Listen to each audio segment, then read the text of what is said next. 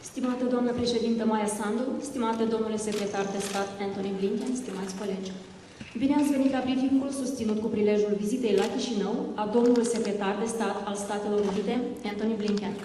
Cuvântul se oferă doamnei președintă Maia Sandu.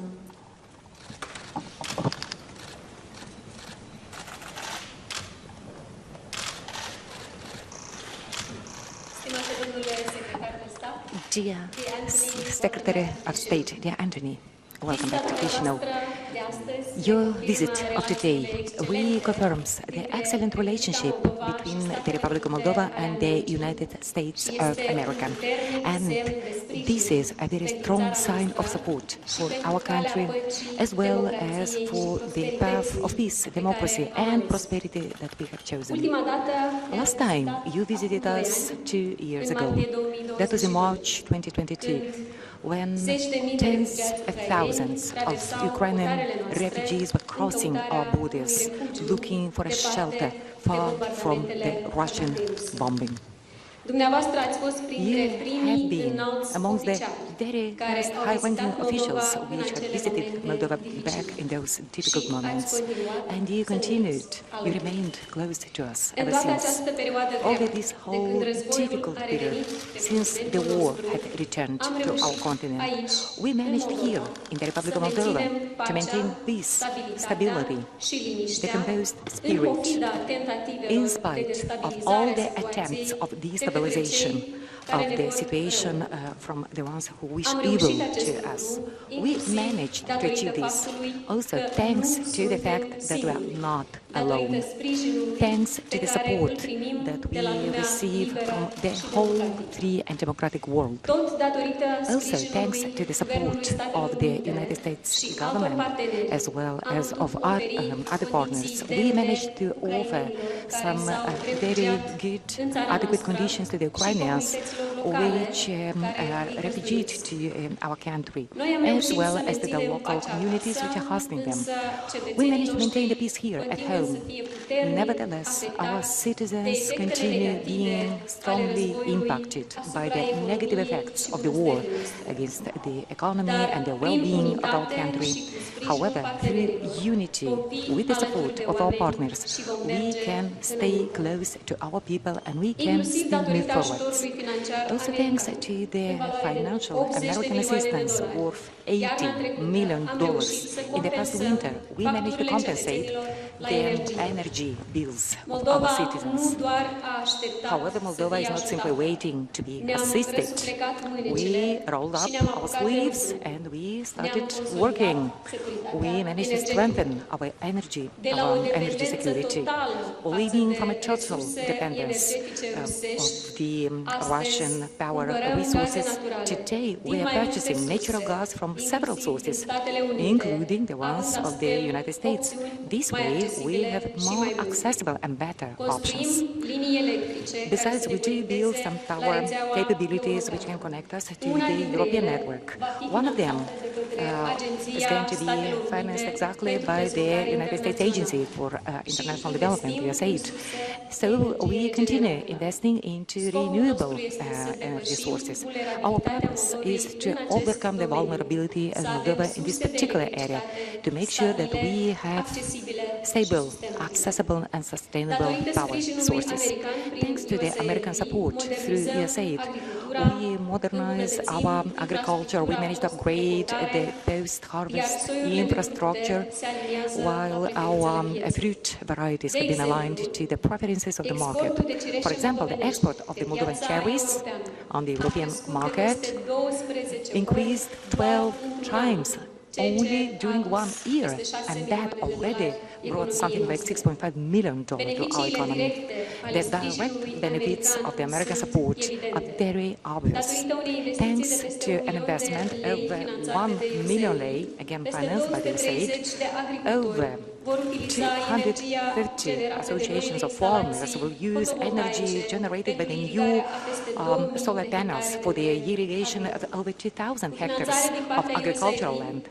With the financing on behalf of the USAID, we managed to create a network of centers which are model of development for several innovative industries like the MediaCore, ArtCore, TechWheel, Nortech, and there is an upcoming one called GLIA, where the young Moldovans can create, innovate, contribute to the economic progress of our country. Inclusively, thanks to the American assistance, our wine industry managed to register a progress which is recognized at the world level. The wines of the Republic of Moldova obtained a record number of medals at one of the most prestigious competitions in the whole world. So this year, 200,000 Moldovans they get their revenues thanks to the progress in this particular area.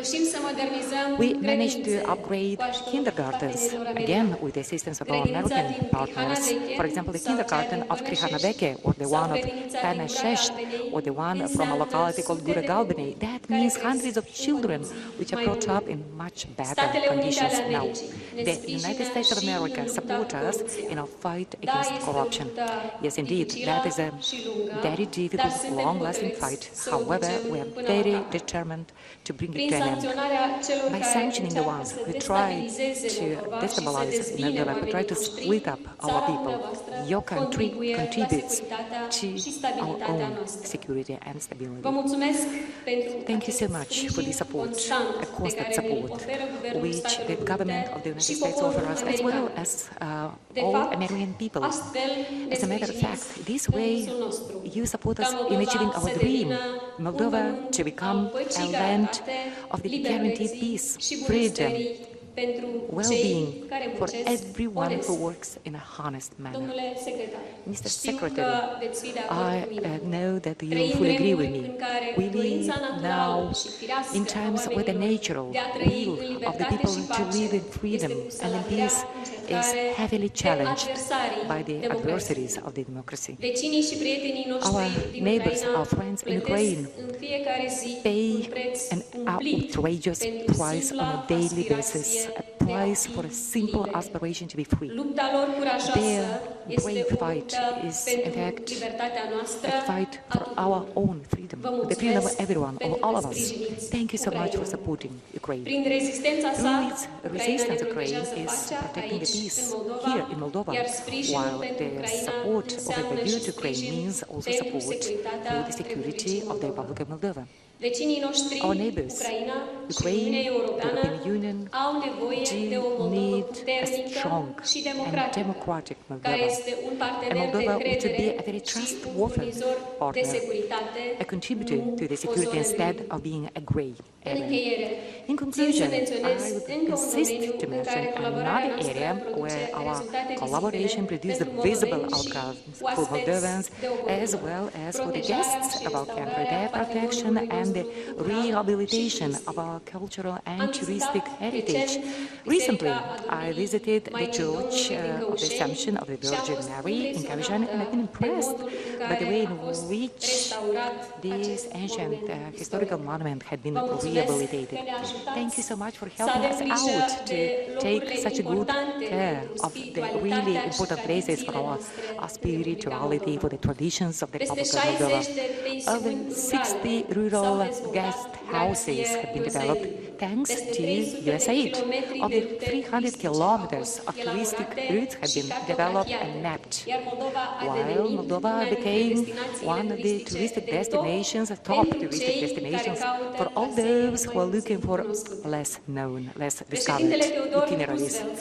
The President Theodore Roosevelt used to say that what makes us a great nation is not what we have, but the way in which we use what we have. And Moldova is indeed a very alive confirmation of those words, of those statements. Moldova will definitely succeed to build upon our heritage, on our legacy, a free and peaceful future where every single citizen will have a chance of a fulfilled life.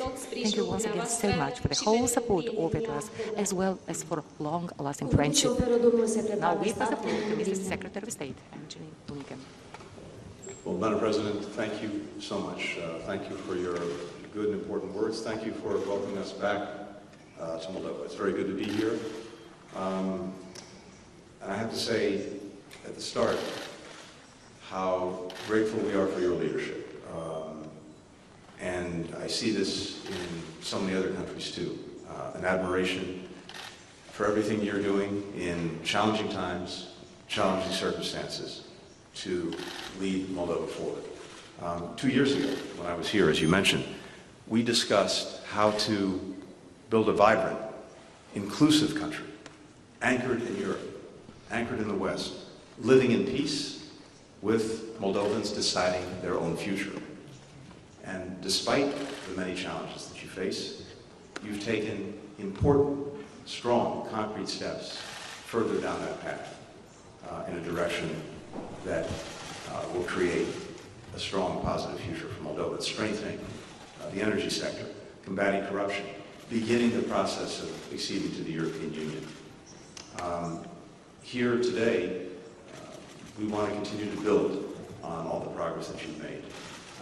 I'm glad that we'll soon conclude negotiations for a new embassy compound here. I think that both symbolically and practically reflects the depth of our relationship and provides a foundation with which to deepen it and to continue to move forward together. Now, what's so powerful here is the deep-rooted commitment to democracy, and again, to Moldovans deciding their own future. And this in the face of bullying from Russia, of interference, efforts to spread misinformation, disinformation, weaponizing corruption, manufacturing anti-government protests.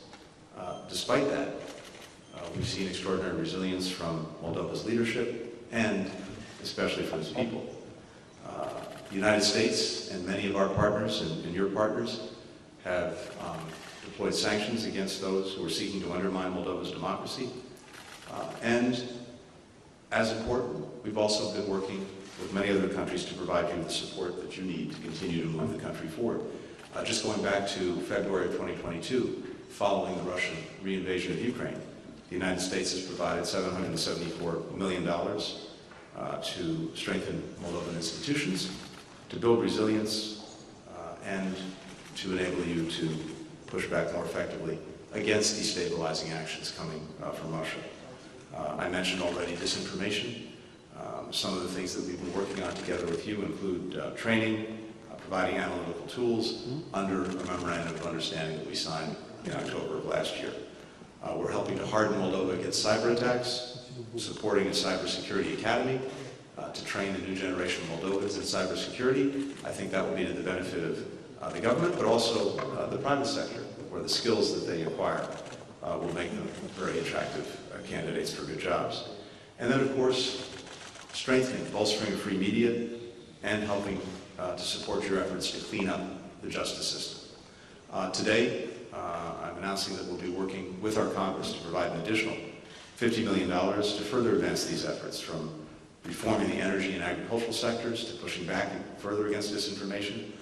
That in turn will bolster the ability of Moldovans to resist Russian interference, to hold free and fair elections, to continue down the path to the European Union and Western integration, to create more economic opportunity. We're partnering closely to support economic and energy security.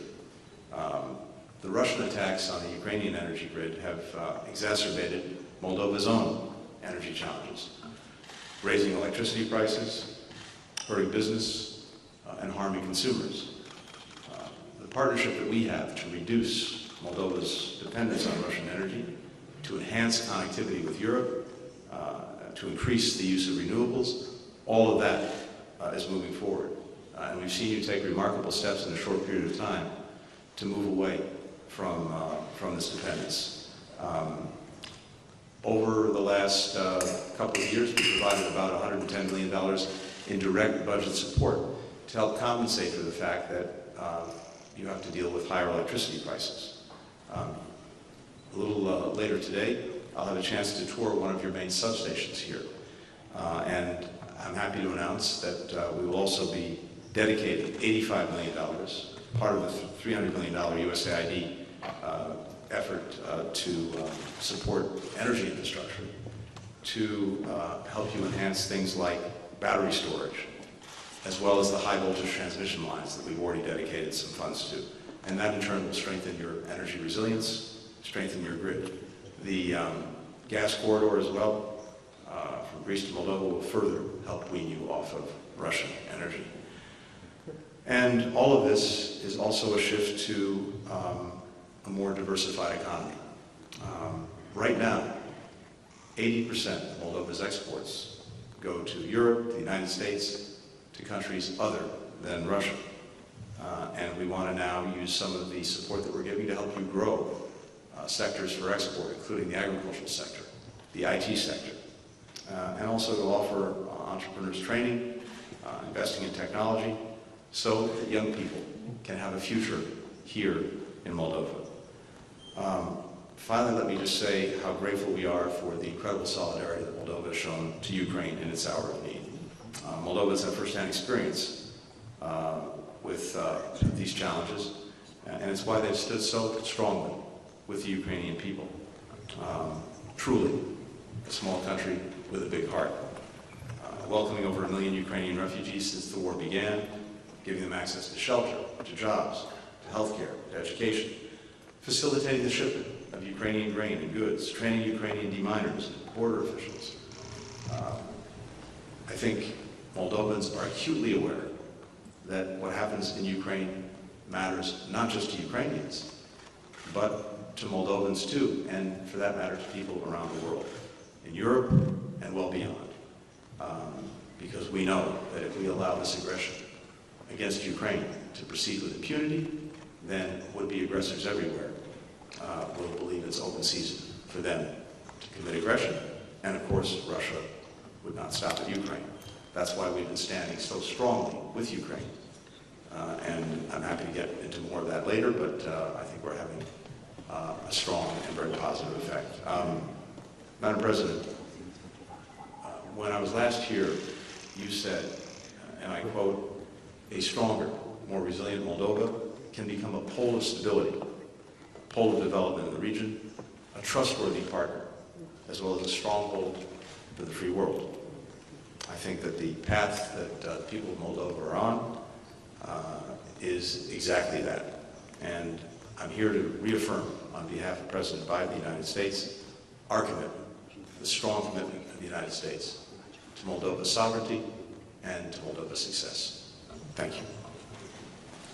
Stimați colegi, acum urmează sesiunea de... Dear colleagues, now we'll have the session of questions and answers. So let's start with the colleagues of the American media. Hi, good evening. Thank you for this opportunity. Mr. Secretary, you just mentioned that Russia would not stop at Ukraine. So could I follow up on some of the things that have happened in recent days? Of course, there's been a battlefield situation in Ukraine. There's been the issue of border demarcation with Estonia, the foreign influence law in Georgia. To both of you, Madam President and Mr. Secretary, what's the risk factor you now see from Russia? Are you concerned about a more direct challenge to Moldova at this time? And more specifically, Mr. Secretary, in recent days, a number of leaders, President Macron, Chancellor Scholz, Secretary General Stoltenberg, have spoken about potentially letting Ukraine use Western arms to strike directly on Russian soil when Russia is directly targeting Ukraine. You've been publicly reported to be the most forward-leaning senior American official to be pushing for that. Do you think President Biden can be persuaded to agree on that? Thank you. Want me to start? Thank you, Sean. So first, let's focus on what we're actually seeing in Ukraine, and not only where we are, but where we're going. First, when it comes to the Russian offensive in the northeast, directed at Kharkiv, taking advantage in part of the fact that the supplemental budget request the President made was so long delayed in its passage by our Congress. But happily now, that budget request was passed, And not only was it passed, the actual arms equipment support that comes with it is on the move and being delivered to Ukrainians. And we're seeing that have a real effect, including in stabilizing the front and in clearly denying Putin what he was after, which is to try to take Kharkiv, to create, at the very least, massive flight from the city. We do not see that happening. On the contrary, I think what we see, again, is a stabilization of the front and a failure in terms of Putin's objectives if it comes to taking Kharkiv or causing the flight of its citizens. And as we look forward to the weeks ahead and the months ahead, we now have 32 countries that have either completed or will soon complete bilateral security agreements with Ukraine. And that will help ensure over an extensive period of time that Ukraine can develop a future force that can effectively deter aggression or deal with it if it comes anyway. And you will see those come to conclusion in the coming weeks. We're heading to the NATO summit in the United States, where, without getting into the details, and I'll be going to the foreign ministers meeting to help further prepare for that summit, I think you'll see very strong deliverables, we would call them, for Ukraine in terms of its further integration with NATO. You're seeing on the battlefield the effect of different weapon systems that we and others have provided to Ukraine. We're working hard as well to make sure that we can find ways to access the sovereign assets of Russia that are now frozen primarily in Europe. And there again, I anticipate that in the coming weeks and months, certainly by the G7, we'll see further steps in that direction. We are working hard to deliver more air defenses to Ukraine, and I'm confident we'll see progress in that area as well. It's a long way of saying that in the coming weeks, in the coming months, I think you're only going to see greater resilience coming from Ukrainians and all those who support Ukraine. And if you project out over the next period of time, we are on the path to help ensure that Ukraine is a success, a country that stands strongly on its own feet, militarily, economically, democratically. And that's the ultimate rebuke to Mr. Putin. And it also tells him very clearly that he cannot and will not outlast Ukraine's supporters. So I think that's a reality, a trajectory that people should have well in mind, and that should give them real confidence in the future. And again, the support that I see and that will manifest itself among so many countries for Ukraine remains strong, remains resolute, matched only, or maybe even surpassed only, by the resolve of the Ukrainian people themselves. We're committed to Ukraine succeeding as a country. We're committed to Ukraine winning the war, and I think we've shown that through the support that we provided and many other countries provided. We haven't encouraged or enabled strikes outside of Ukraine. Ukraine, as I've said before, has to make its own decisions about the best way to effectively defend itself. We're going to make sure that it has the equipment it needs to do that. And another hallmark of our support for Ukraine over these now more than 2 years has been to adapt. As the conditions have changed, as the battlefield has changed, as what Russia does has changed in terms of how it's pursuing its aggression, escalation, we've adapted and adjusted to, and I'm confident we'll continue to do that. Madam President. Given that we have presidential elections, Ținând cont de faptul că avem și alegeri prezidențiale în față și tenderul privitor la integrarea europeană, ne așteptăm să vedem tot mai multe intervenții din partea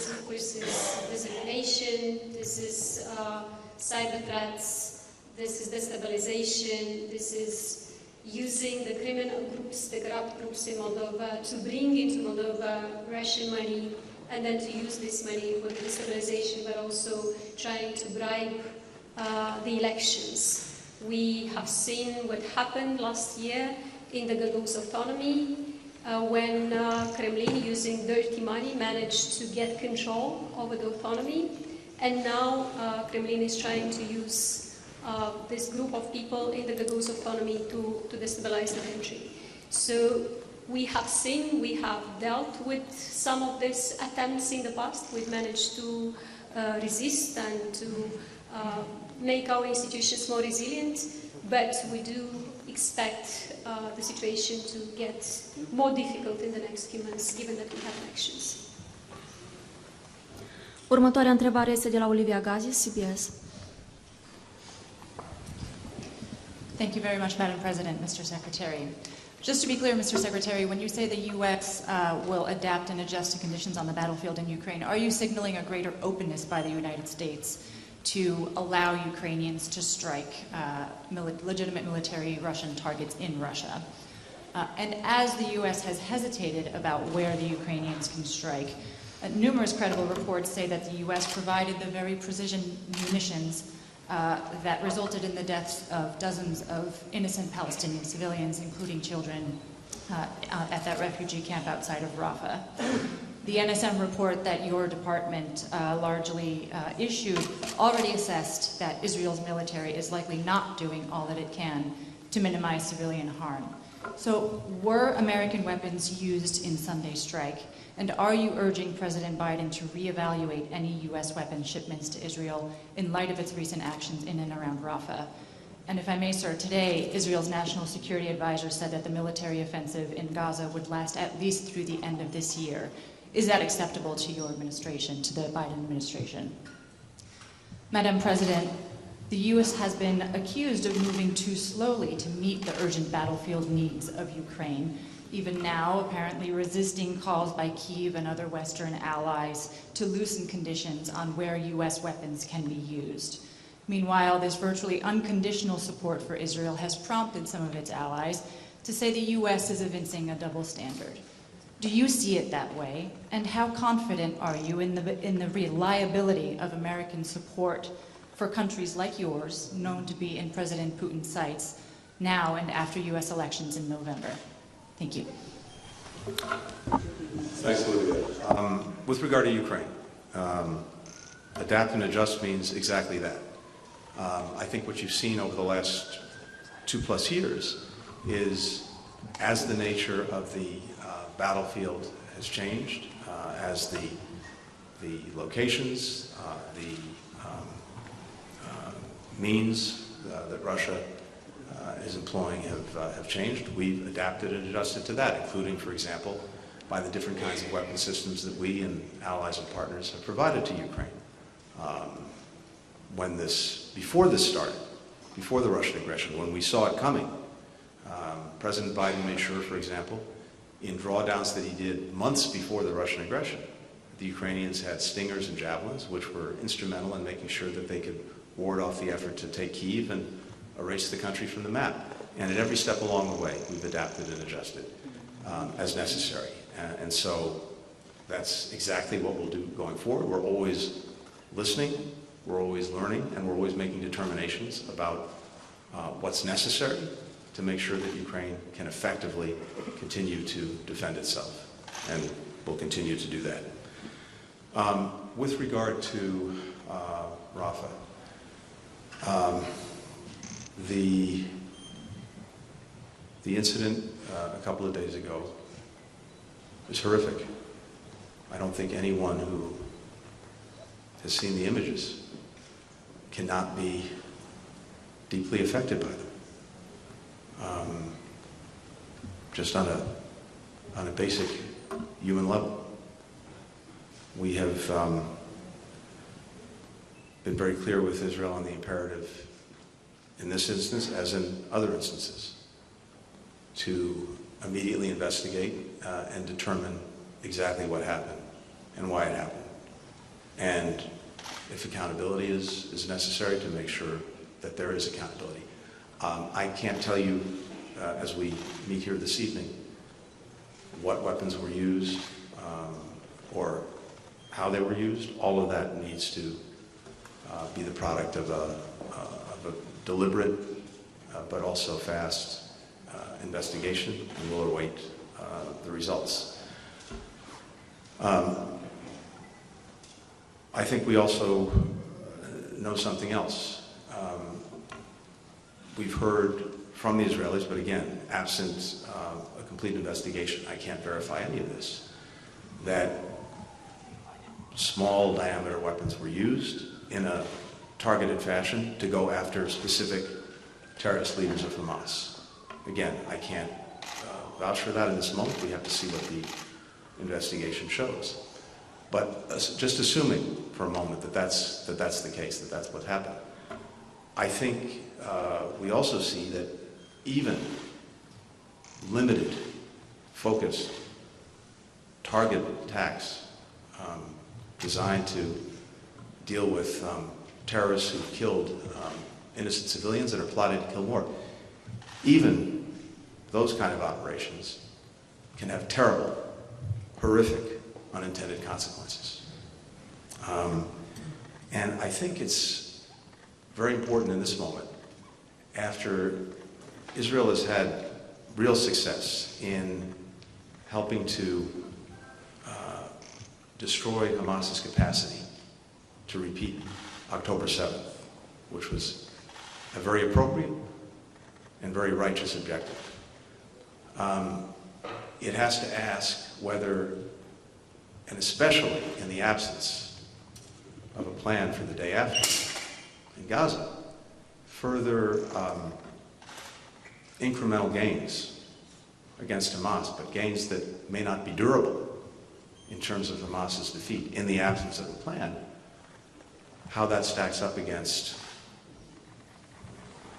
some of the, again, unintended but horrific consequences of military action in a place where the people you're going after are so closely embedded with civilians. And I think this underscores the imperative of having a plan for the day after, because in the absence of a plan for the day after, there won't be a day after. And this is where we need to go, and we need to get as quickly as possible a plan for the day after that does not leave Israel responsible for Gaza, which it says it does not want to be, but if it is, it will simply have an enduring insurgency on its hands for as far as one can see into the future. Or not, if not, Hamas will be left in charge, which is unacceptable. Or if not, we'll have chaos, lawlessness, and a vacuum that eventually will be filled again by Hamas, or maybe something, if it's possible to imagine, even worse, jihadis.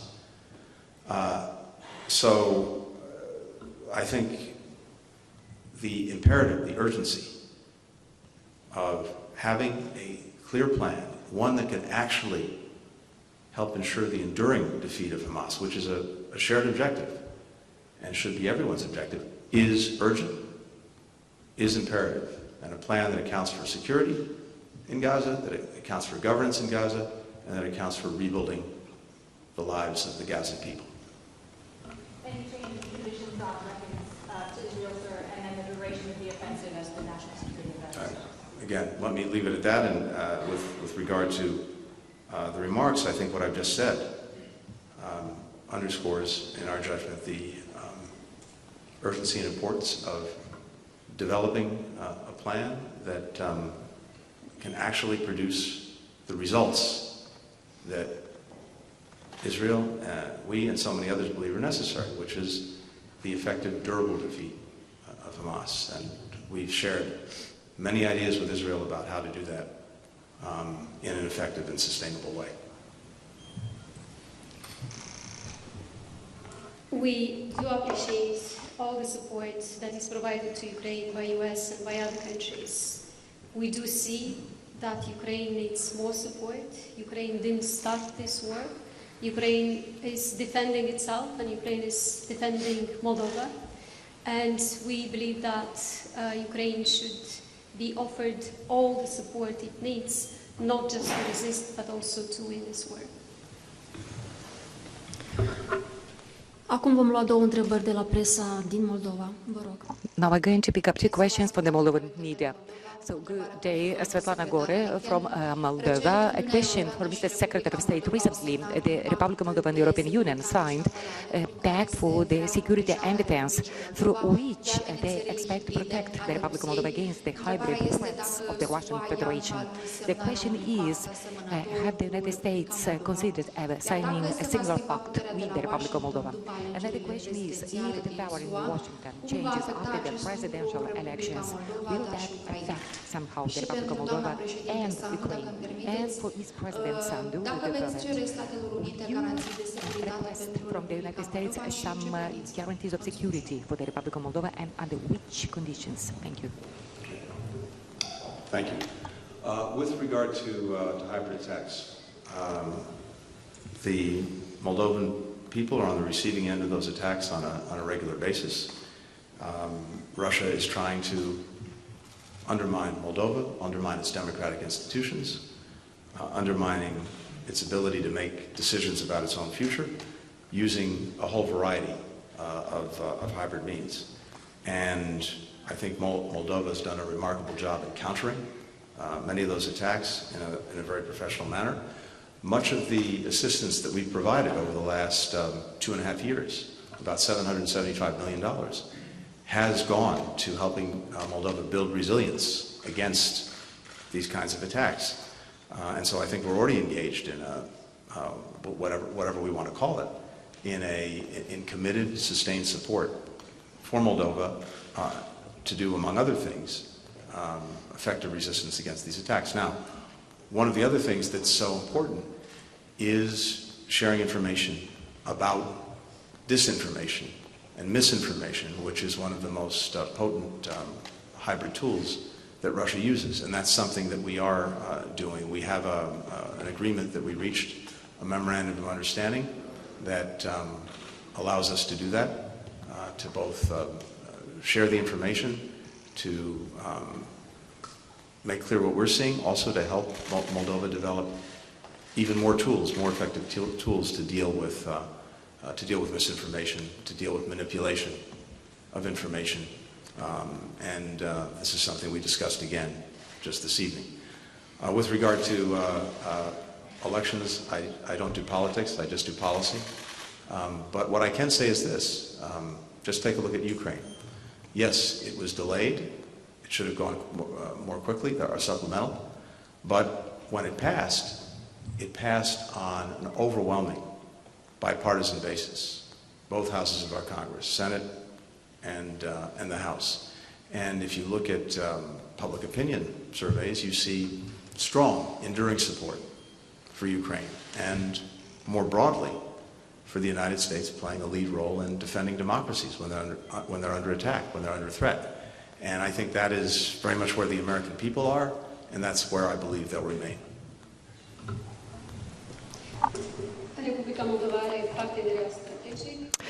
Indeed, the Republic of Moldova has a strategic partnership with the United States. Our whole collaboration takes place within this very framework. At the same time, our cooperation is guided by the constitutional framework of the Republic of Moldova. This is additionally to all those pacts and interventions which have been mentioned by the Secretary of State. We have indeed a substantial cooperation in the field of defense, in the field of protection. So this cooperation started some years ago. So speaking about those elements of cooperation, we'll continue exactly with those ones. Bună seara, domnule secretar de stat, doamnă președintă. Good evening, Mr. Secretary of State, Ms. President. I represent the Zero de Garde. So the ambassador of the United States in the Republic of Moldova stated that currently you work on a more extended package of sanctions against the Moldovan oligarchs.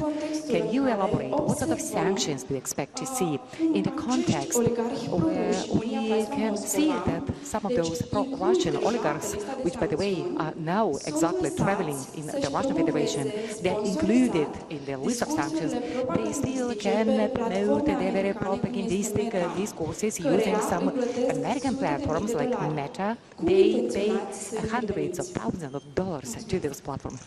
Do you intend to intervene into that? Do you intend to dwell with that? Thank you very much. It's pretty straightforward. We have used sanctions to go against those who seek or have tried to undermine Moldova's democracy. As we develop information necessary to support sanctions, we'll continue to do just that. Instituțiile responsabile direct The institutions in charge of this set of information in the Republic of Moldova, they keep collecting this information, this intelligence, and they pass it over to the authorities in Washington. And of course, the decision comes from Washington, depending upon the documentation and depending upon how elaborate those information. I've seen some decisions already in the past. This element of cooperation is extremely important. Our fight against corruption, especially in the context when the Republic of Moldova is now undergoing a full-fledged reform of all the institutions which are meant to combat corruption. We're also in a full-fledged reform of the judiciary. And at this phase, our institutions are not fully efficient yet, or let me say, they're not efficient to an extent to be capable to cope alone with this set of issues. Therefore, the support of the United States is very important in this context, especially since all issues related to corruption, they are crossing borders of all the countries. This is why we need to find some joint solutions. Excuse me, Mr. Secretary of State, State Blinken, are there any ways through which United States could step in in order to stop, in order to prevent Meta in promoting this sort of information, or rather disinformation? So this is a question that's very complicated and in some ways beyond my own jurisdiction and my own remit. We always urge any of the social media platforms to make sure that they're applying their own rules, and most of them have the necessary rules, terms of service, as they're called. And so certainly we look and expect platforms to do just that. And where it's appropriate for us to share any information with them, of course we'll do that. But they act independently. They make their own decisions. And again, we hope and expect that they'll follow their own rules. And if information is brought to them about the abuse of their platforms, that they'll take necessary action. Stimați colegi, evenimentul a luat sfârșit. Dear colleagues, our event is over. Now we'll invite the two officials to take a joint photo.